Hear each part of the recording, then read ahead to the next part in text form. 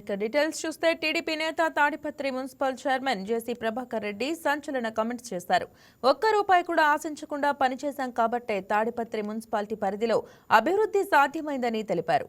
Tadipatri municipality ఆదర్శంగా తీసుకుని IAS ఆఫీసర్ని నియమించమని సీఎం చంద్రబాబు నాయుడుని కోరానని జేసీ ప్రభాకర్ రెడ్డి తెలిపారు.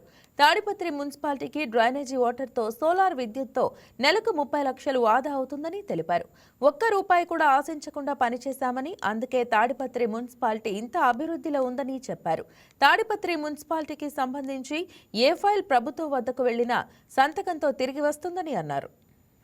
మంచో చెడ్డో మనం అంతా కలిసి ఉన్నాం 5 ఏళ్ళు. దయచేసి రండి అమ్మా ప్లీజ్. ఇంకా 17వ తేదీకి మీరు ఎవరెవరు ఏమేమి మాట్లాడుతారు రెడీ అయ్యి రండి. నాకు వయసు అయిపోయింది కాబట్టి ఎవరో క్లాప్స్ కొడుతున్నారు. మళ్ళీ రాలేము ఈ కౌన్సిల్కి. మీరు చాలా మంది ట్రైన్ అయినారు. ఏమే నాకు ఇది నమ్మకం ఉంది మీ అందరి ముందర కౌన్సిల్ బాగుంటుంది నెక్స్ట్ టైం. కానీ పని చేసేవానికి ఓటేయండి అనే స్లోగన్ మీ స్లోగను. పని చేసేవానికి ఓటేయండి. ప్రజలు కూడా మార్పు ఉంది. చాలా మంది అనుకుంటున్నారు 29కి మా పార్టీ వస్తుంది, 29కి మా పార్టీ వస్తుంది. మీరు వాళ్ళు అనుకుంటున్నారు. ఏ పార్టీ రాదు. చాలా మార్పు ఉంది ప్రజల్లో. పనిచేసేవానికి ఓటేస్తారు. మీరు ఇంకోటి చూసినారు. మీరు కౌన్సిల్లో మీరంతా ఓటు అడిగినప్పుడు ఏమేమి చెప్పినారు పాప? ఏమేమి చెప్పినారు మీరందరూ? అభివృద్ధి. ఎందుకు ఆ పదం వస్తుంది మనం ఎలక్షన్ పోయినప్పుడల్లా?